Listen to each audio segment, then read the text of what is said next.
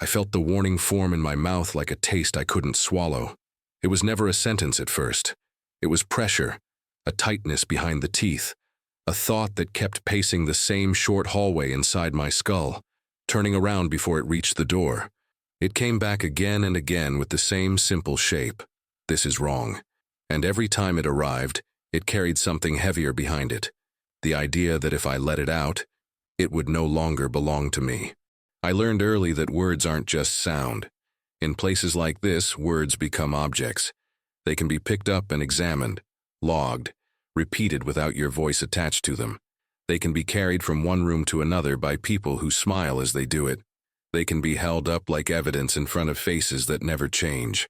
So I kept the warning where it started, in the back of my throat, as if silence was a kind of safety. I told myself I was being careful, not cowardly. I told myself there would be another moment, a better one with less noise, fewer eyes, a softer angle to approach the truth. I believed in the myth of the right timing the way a drowning man believes in a floating plank he hasn't seen yet. Around me, everything moved with an ordinary rhythm. Pens scratched, paper slid, boots shifted weight and settled again. Metal clicked against metal somewhere close, the kind of small sound that happens when people handle tools without thinking. Voices spoke in low bursts, calm enough to seem certain, confident enough to feel final. The calm made my doubt feel like a personal defect, like I was the only one with a loose bolt inside. I watched mouths open and close, watched certainty pass between people like a shared cigarette. No one said if, no one said unless. The language had no room for hesitation. It was made of clean, straight lines, statements that didn't bend. And the more I listened, the clearer it became that the mistake wasn't hidden. It wasn't subtle. It was right there, sitting in the middle of the room, wearing the same uniform as everyone else. The problem was not that nobody could see it. The problem was that seeing it didn't grant permission to name it. A person can be surrounded by voices and still feel alone if none of those voices are allowed to match what he knows. That kind of loneliness is not dramatic. It's administrative. It's the loneliness of being one document out of place in a cabinet that will be locked at the end of the day. I tried to reshape the warning into something harmless. Not an accusation, not a challenge, just a clarification. I rehearsed it without sound.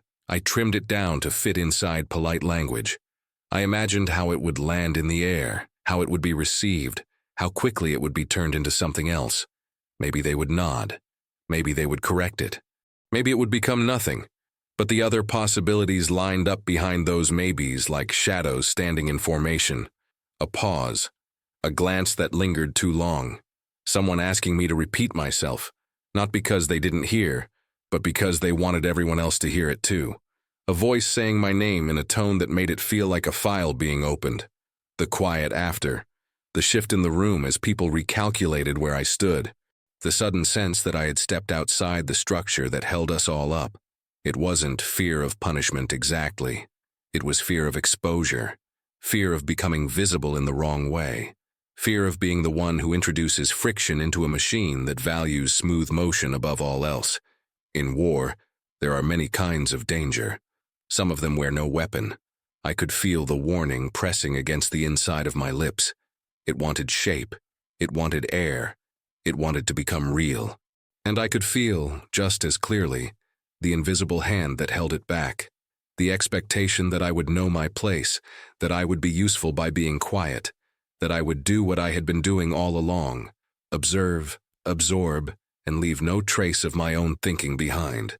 The room did not ask me what I thought, and that was the simplest kind of order. I lowered my eyes as if to read something, as if I had chosen concentration over conscience, and in that small motion, so ordinary it could have meant anything, I let the moment pass.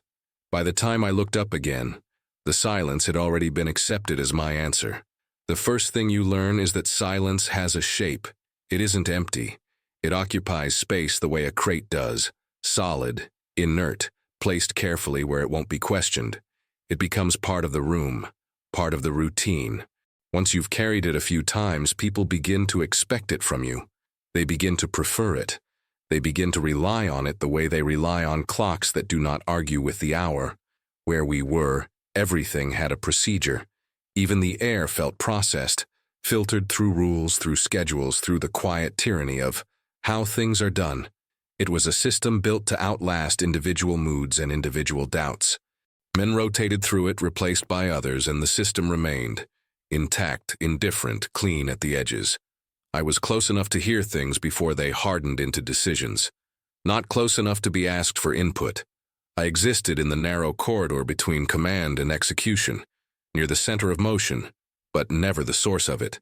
My job, in plain terms, was to be useful without being memorable, to be accurate without being loud, to notice without being seen noticing. There were rooms where voices were permitted to rise and fall, where questions were allowed to appear in a controlled way, like smoke released for a demonstration. But those rooms belonged to certain men.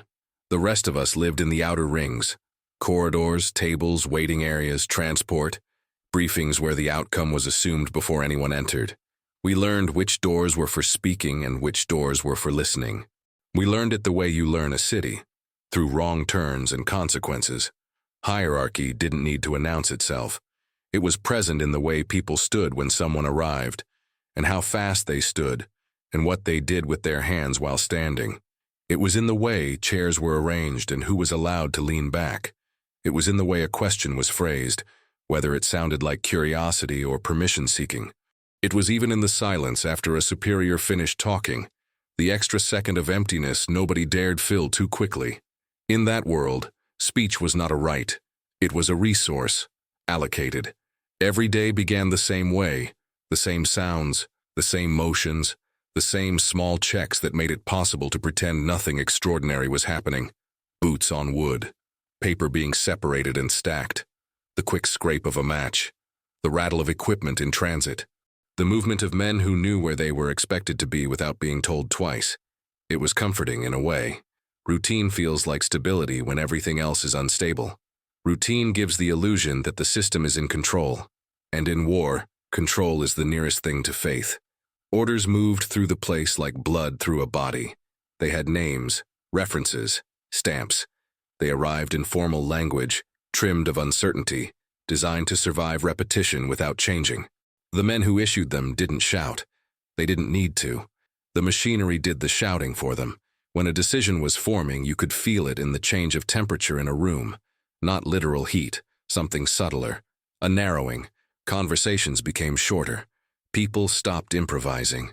They returned to approved phrases the way a tired man returns to a familiar chair. Sometimes I watched a thought die before it became a sentence. A man would inhale as if to speak, glance at someone higher in the chain, and then exhale without sound. He would rearrange his papers, clear his throat, make a note that didn't matter. He would choose survival in that tiny moment, and everyone would pretend not to notice because noticing would force an acknowledgement that we were all making the same choice. That was the structure. It did not punish doubt directly. It made doubt expensive. The fear was not theatrical. It wasn't the fear of a gun held to your face. It was the fear of being labeled. Unreliable, difficult, emotional, unsafe.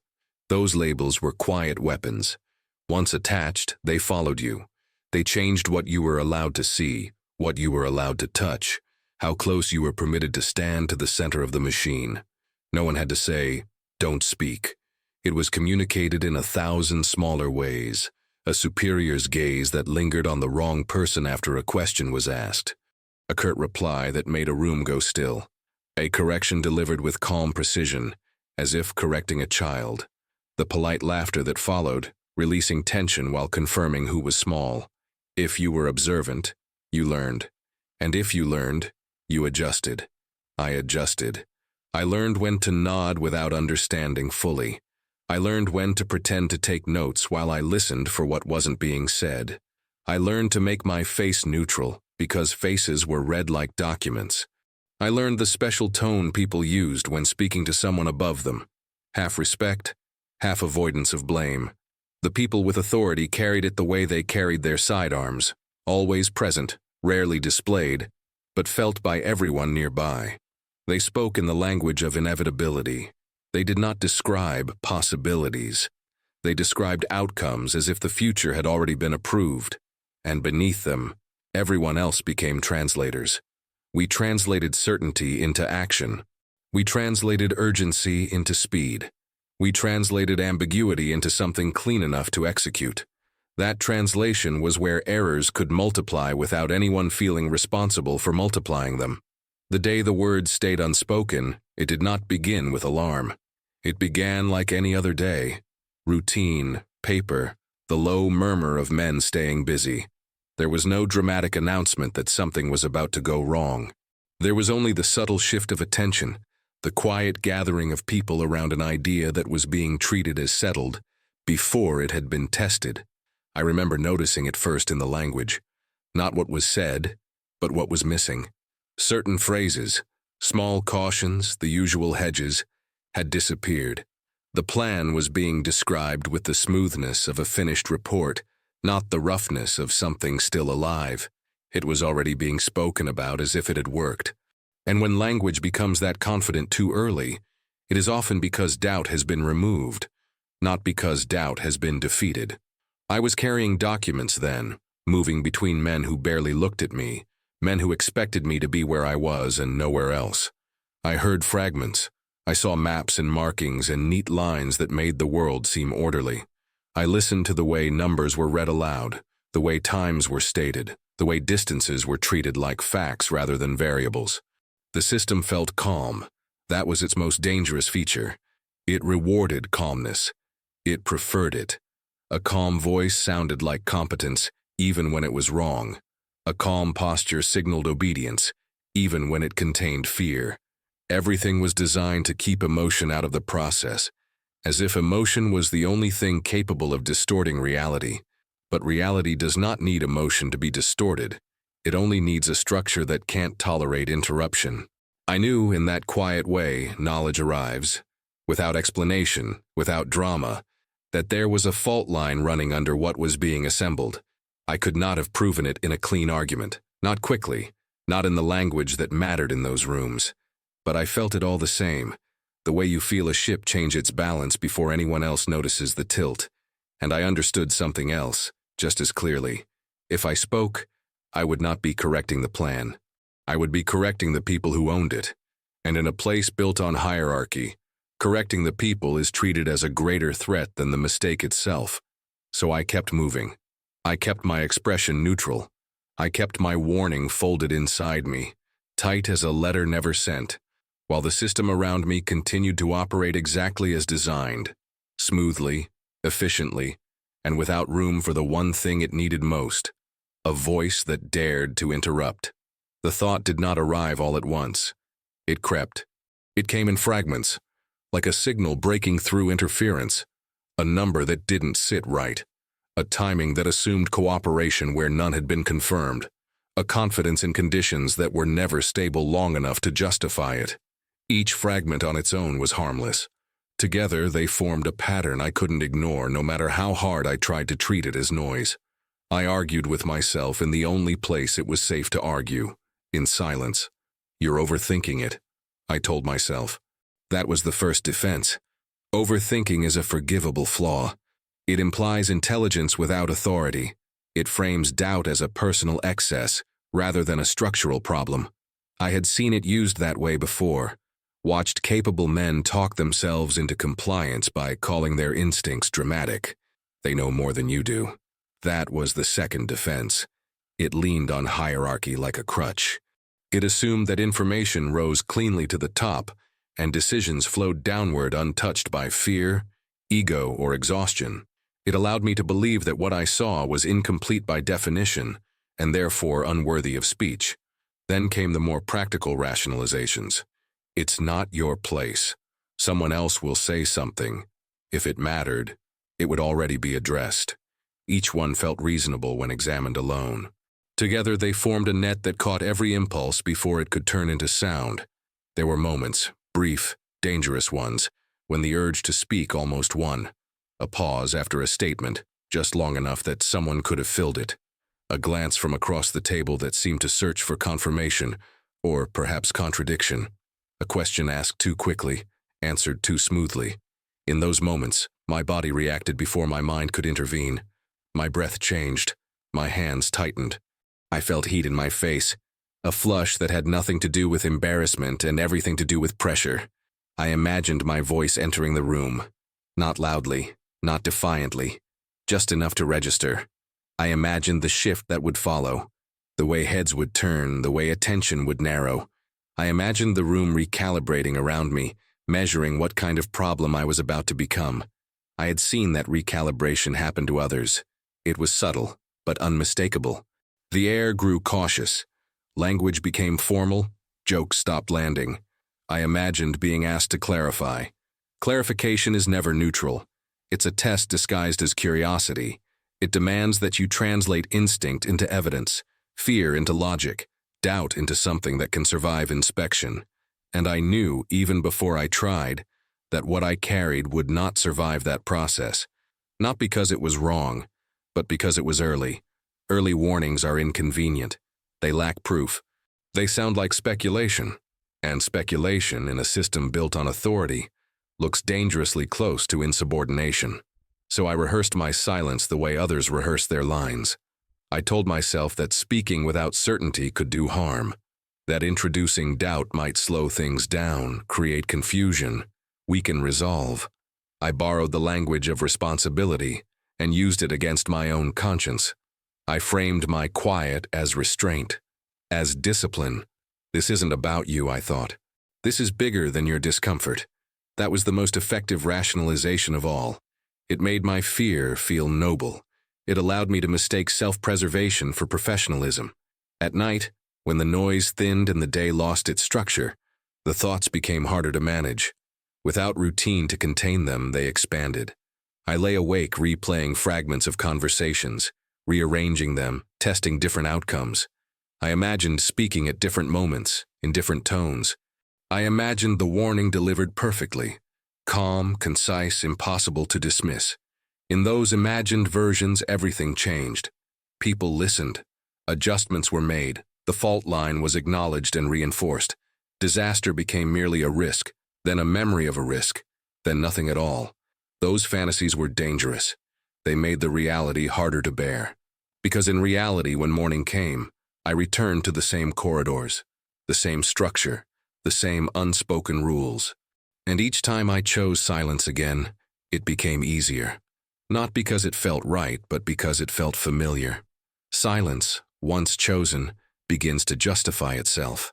It whispers that you've already committed, that speaking now would only raise questions about why you hadn't spoken earlier.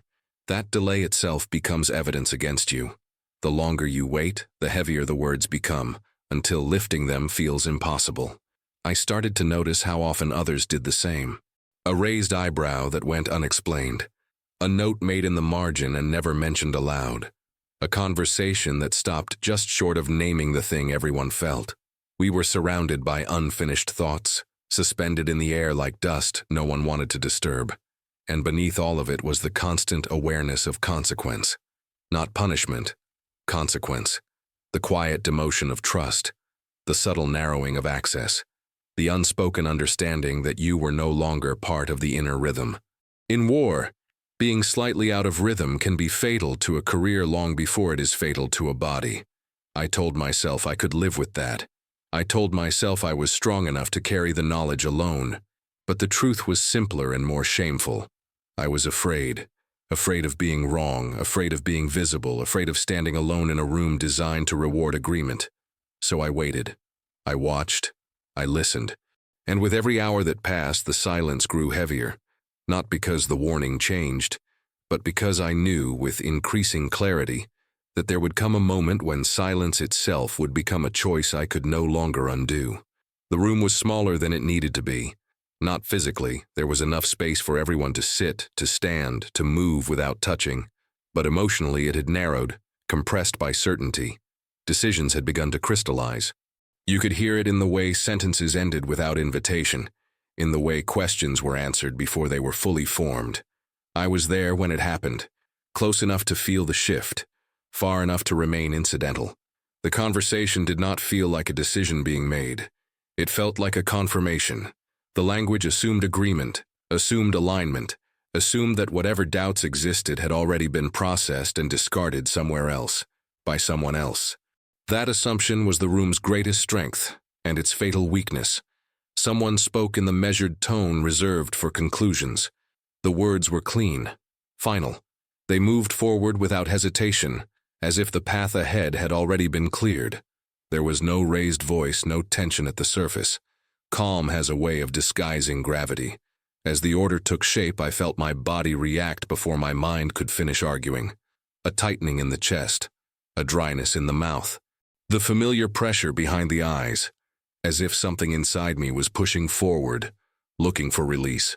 I shifted my weight slightly, an unconscious movement, the kind people make when they are about to stand or speak. For a fraction of a second, I believed I would. The warning rose, not as a fully formed argument, but as a simple interruption, a pause in the flow, a small resistance. I didn't need to explain everything. I only needed to slow it down, to create space, to make the certainty stutter. I opened my mouth. Nothing came out. In that suspended moment, time stretched thin. I became acutely aware of everything that was not happening. No one was looking at me. No one was waiting. The conversation continued as if my hesitation did not exist, as if the choice had already been made without consulting my conscience. That was when the calculations returned, faster and sharper than before. You don't have enough proof. You'll sound uncertain. You'll be asked to justify a feeling in a room that only respects facts. You'll slow things down and be remembered for it. I saw it play out in my mind with brutal efficiency. A brief silence after my words. The polite attention that would follow. The subtle tightening of expressions as the room assessed whether I was useful or problematic. The possibility, small but real, that my warning would be acknowledged, then dismissed, leaving me exposed and the decision unchanged. And worse than dismissal was the possibility of partial acceptance. A nod, a note taken, a promise to look into it. Enough acknowledgement to make me responsible, but not enough to change course. Enough to tie my name to a problem without granting me the authority to solve it. My throat closed. The sensation was physical, unmistakable. It felt as though my body had chosen before my mind could intervene. Muscles that should have moved did not. Breath that should have carried sound stayed trapped behind clenched teeth. The order continued to be articulated, refined, assigned. I watched hands gesture toward maps and papers. I watched pens move, marking things that would soon become instructions. I watched certainty settle into the room like dust after a door is shut. The moment passed, not dramatically, not with a sense of finality. It passed the way so many important moments do, quietly, unnoticed by anyone except the person who failed to act. By the time I realized the silence was complete, it was already irreversible. Speaking now would not be a warning. It would be a disruption, a complication, an admission that I had been holding something back. The system had no patience for delayed courage. I sat still, my hands folded, my expression carefully neutral, and let the last chance dissolve without leaving a trace. The words retreated to where they had come from, heavier now, burdened not just by fear but by the knowledge that I had consciously chosen not to release them. The order was given, and my silence, solid, deliberate, absolute, went with it. The consequences did not arrive all at once. They began as absences. A report that did not come back when expected. A message delayed long enough to be noticed, but not long enough to provoke alarm. The routine absorbed the irregularities the way it absorbed everything else, by smoothing them, rephrasing them, fitting them into acceptable margins of error. At first, the system behaved as if nothing had changed. Orders continued to circulate. People moved where they were told. The machinery did what machinery does best. It kept going. I told myself that this was proof I had been wrong, that the unease I felt had been exaggeration, that the fault line I sensed was only a shadow cast by stress, by fatigue, by proximity to pressure. I clung to that thought with a desperation I did not name. Being wrong would have been a relief. Being wrong would have meant the silence had cost nothing. But small signs began to accumulate. A tone shift in conversations, the removal of certain assumptions from briefings.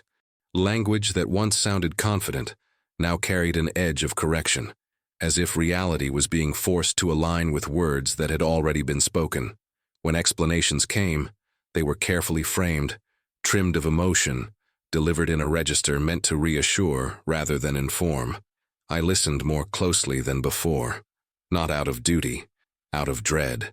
There were moments when fragments of information reached me without context, numbers without comparison, locations without confirmation, updates that sounded complete until you examined what they didn't include. I recognized the pattern immediately, the same one I had seen earlier when doubt was managed instead of addressed. The system was compensating. That is what large structures do when something begins to go wrong. They compensate. They adjust inputs, reroute attention, redefine success. They do not stop to ask whether the original premise was flawed. Stopping implies admission. Admission implies responsibility. Responsibility is heavy. Silence is light. As time passed, the gaps widened. Delays became explanations. Explanations became revisions. Revisions became quiet acknowledgments that something had not gone as planned, without ever naming the plan itself as the source of failure. I remember standing in a familiar corridor, listening to a conversation I was not meant to join.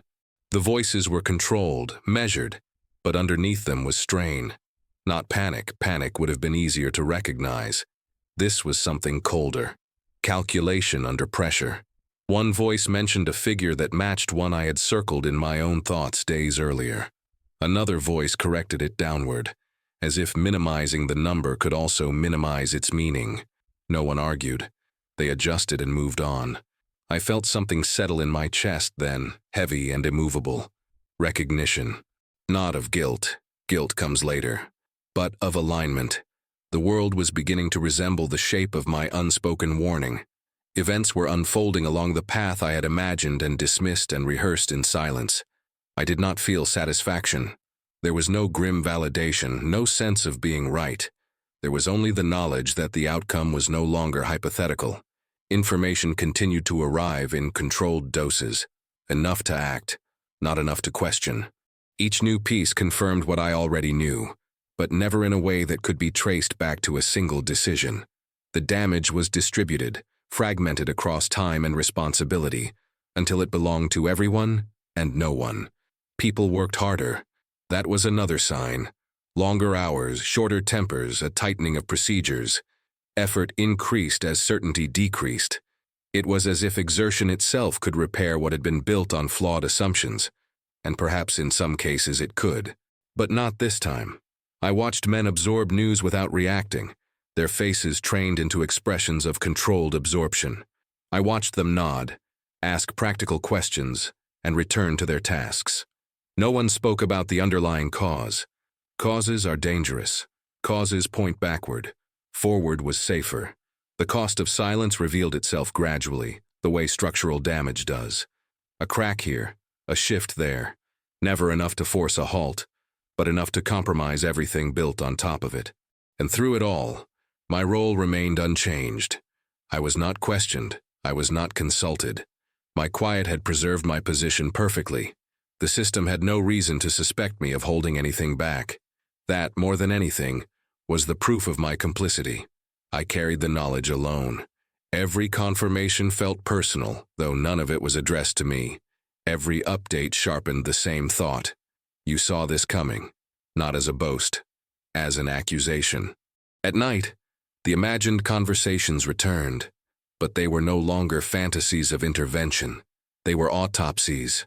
I replayed the moment of silence over and over, testing whether a single sentence might have altered the trajectory, not saved everything, not fixed it completely, just bent it enough to change what followed. There was no way to know. That uncertainty became its own punishment. Because as the consequences continued to unfold, measured, contained, officially managed, I understood something with terrible clarity. The system would endure this failure. The reports would be written, the language would be adjusted, the responsibility would diffuse until it disappeared. But the silence that allowed it to happen had not disappeared. It had only changed form. And now it lived entirely inside me. Time did not dull the memory. It reorganized it. The event itself receded into sequence and paperwork and dates that no longer carried weight. What remained was smaller and sharper. The moment before, the pause, the breath that never became sound. That fragment survived intact, untouched by distance. It followed me long after uniforms were folded away, long after routines lost their urgency. I learned that silence does not end when circumstances change. It adapts. It settles into you, finds new places to hide. Years later, when the world was quieter and no one expected anything from me, I would still feel it return without warning. A tightening in the chest, a familiar pressure behind the eyes, the same internal alarm, ringing too late to be useful. Memory does not announce itself. It simply arrives and demands space. People asked, from time to time, what it had been like back then. They wanted impressions, not confessions. Atmosphere, difficulty, sacrifice. I gave them acceptable answers. I spoke in generalities that carried no risk. I described fatigue, stress, complexity. All of it true, none of it dangerous. The truth never appeared in those conversations. The truth did not need witnesses. It lived in the quiet moments, when I was alone with nothing to distract me from the knowledge that I had recognized the shape of disaster early enough to feel responsible, and still late enough to claim innocence. That narrow space between foresight and action became my permanent residence. I did not dream of what happened. I dreamed of what did not, of the sentence that never crossed the room, of the pause that never formed, of the interruption that could have existed but didn't. In those dreams, nothing exploded, nothing collapsed. The absence was the point. The mind, when deprived of resolution, creates its own terrain of punishment. I understood, eventually, that guilt does not always announce itself as regret. Sometimes it arrives as maintenance. Constant effort to keep the past from intruding, to keep memory from becoming language. Silence requires upkeep. It demands energy. It asks to be defended again and again. There were days when I almost told someone, not to absolve myself, not to seek forgiveness, just to hear the words outside my own head. But even then, the same calculations returned, stripped of context but unchanged in force. What good would it do? Who would it help? Why now? Those questions had no answers that could survive daylight, so the silence remained intact. Not because it was justified, but because it had become familiar. Because breaking it would mean admitting that I had been living alongside a truth I refused to touch. I watched history move on, absorbing the event the way it absorbs so many others, flattened into lessons that belonged to no one in particular. Names faded, language softened. What had once felt catastrophic became administrative, and still the moment stayed with me. Not the outcome, not the damage, not the loss, just the instant when I could have spoken and didn't. I learned in the end that silence is not the absence of action. It is an action that continues long after the moment has passed. It does not fade. It does not apologize. It waits.